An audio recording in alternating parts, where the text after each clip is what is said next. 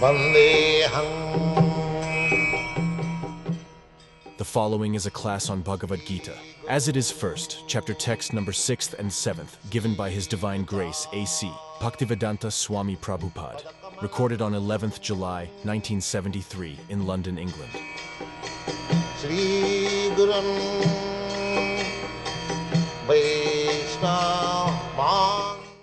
Translation. O best of the Brahmanas, for your information, let me tell you about the captains who are especially qualified to lead my military force. So, formally, 5,000 years ago, the same system, military, ordinary soldiers, then the captain, then the commander-in-chief, as there are gradation. In the modern age, the same thing was there.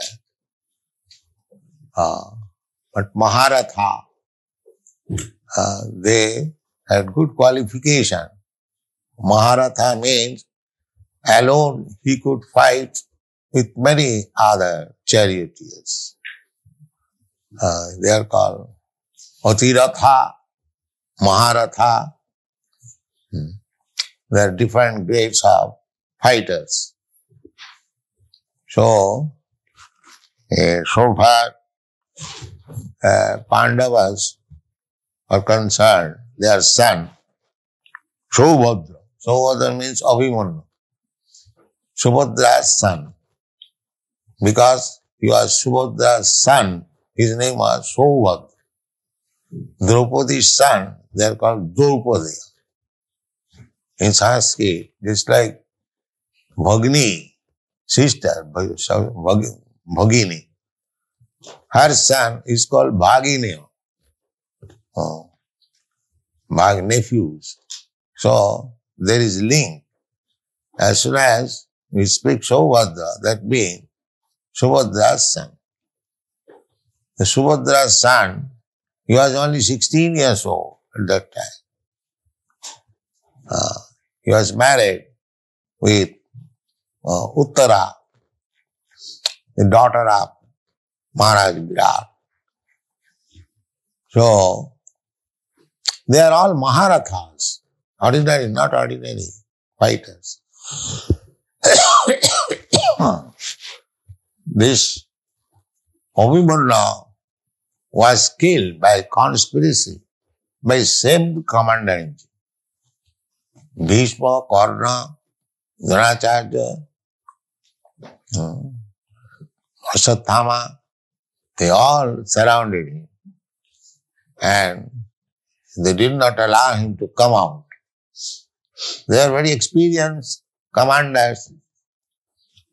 So this is Kshatriya spirit. You are simply a boy, 16 years old, and he had to be killed by the combined efforts of very, very big commander-in-chief. He was so great fighter. Abhimanyu.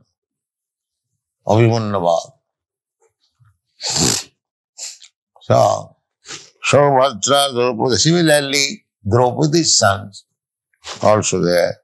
Sarvaiva Maharatha. Maharatha means one who could fight with 1,000 chariots on the other side. They are called Maharatha. Then Duryodhana, first of all, he pointed out the military strength of the opposite side. This is intelligence.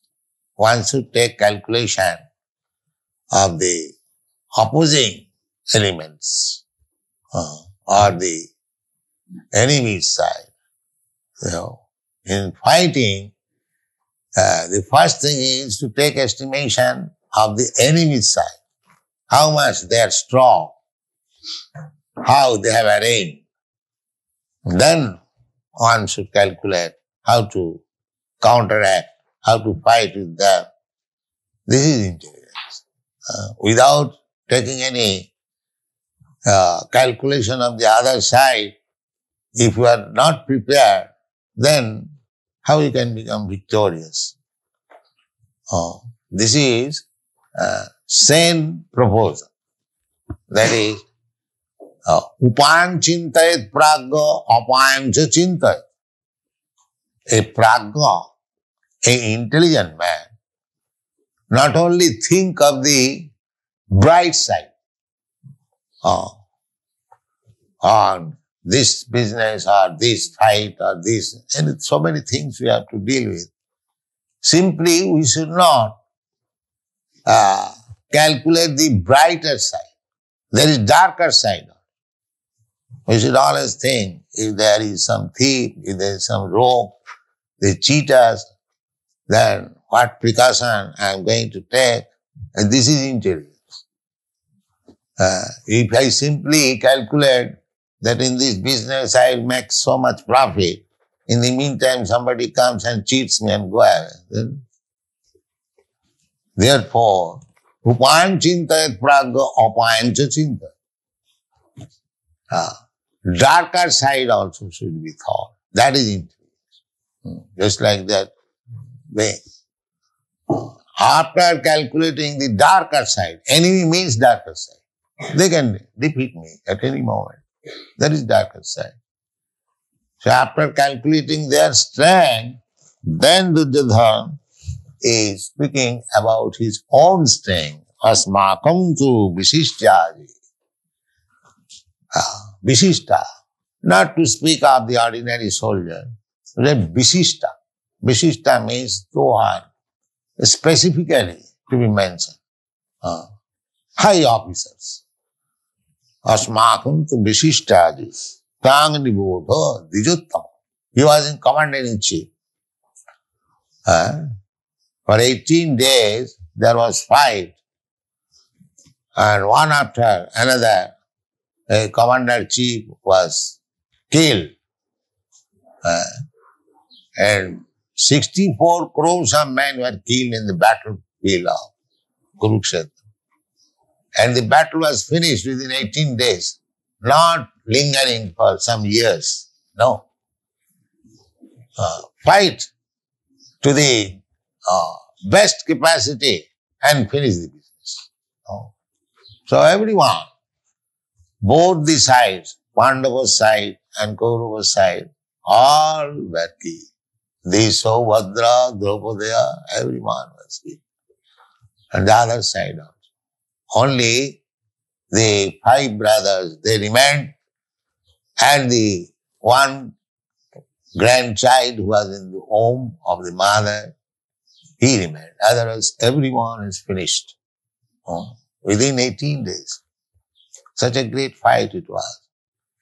And people from all parts of the world, they joined the battle of Kurukshetra. Somebody was criticizing me, the Swamiji, you are introducing this Hare Krishna movement. People are becoming coward. They simply chant Hare Krishna. So I replied that you will see the power of Hare Krishna movement in due course of time.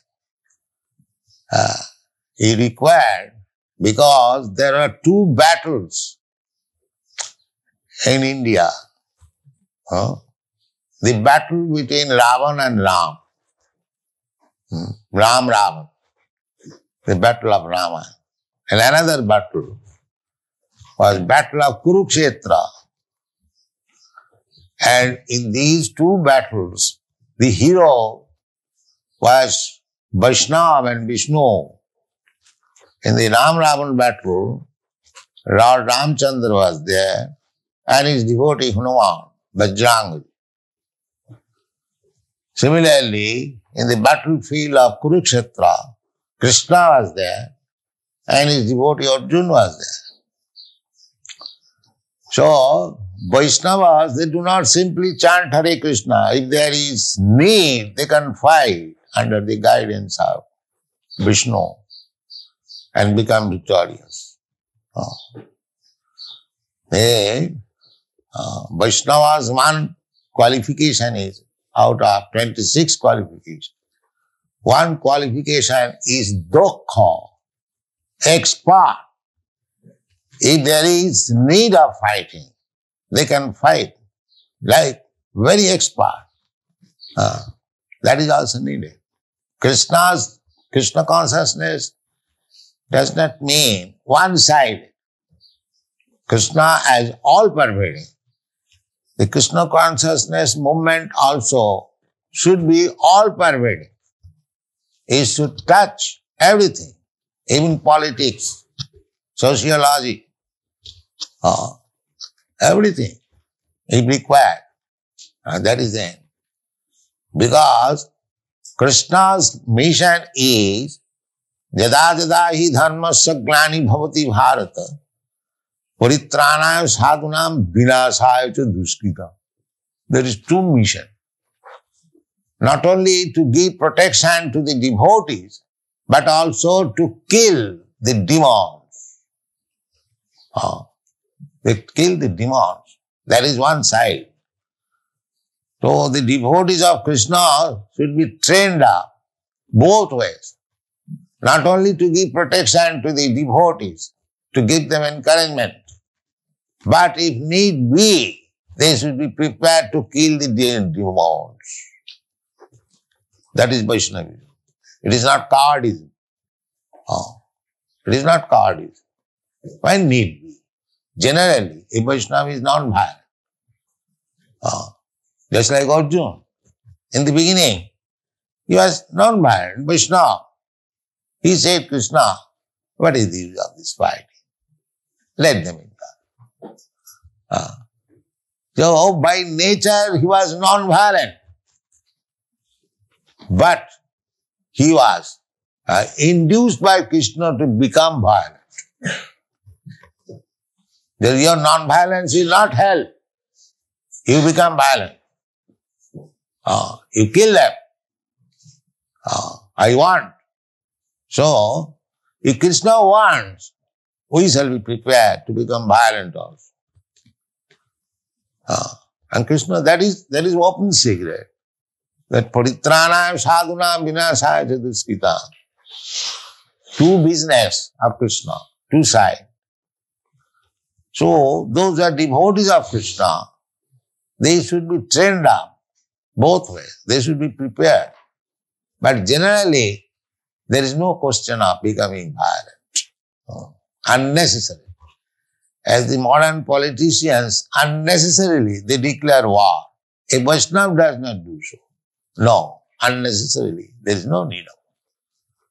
When it was completely impossible to settle up the things between the Pandavas and the Kauravas, then Krishna said, all right, then there must be fights.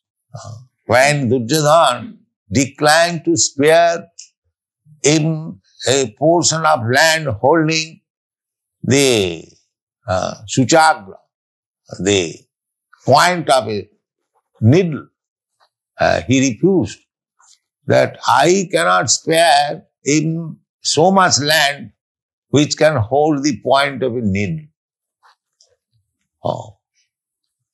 Then the war was declared. There is no question of settlement. Otherwise, Krishna requested that these 5 Pandavas, they are Kshatriyas. They cannot become merchant or Brahmana. Brahmana's profession is Patan, Patan, Jajan, Jajan, Dan, Pratigha. Brahman can take charity from others. A sannyasi can take charity from others. Not a Kshatriya or Grihastha. No, that is not allowed. So, they are Kshatriyas. They cannot take the profession of a Brahmana. Neither they can take the profession of a mercantile man, businessman. They must have some land so that rule over, take taxation, and that is their living means.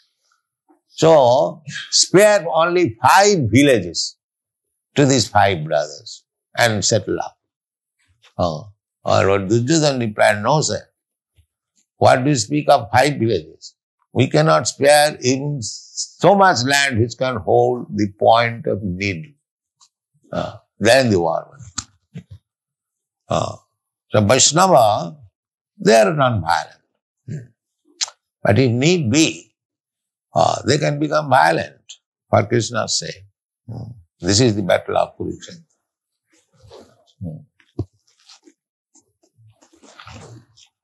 So, anyone? Or end here? All right, end here. Chant Hare Krishna.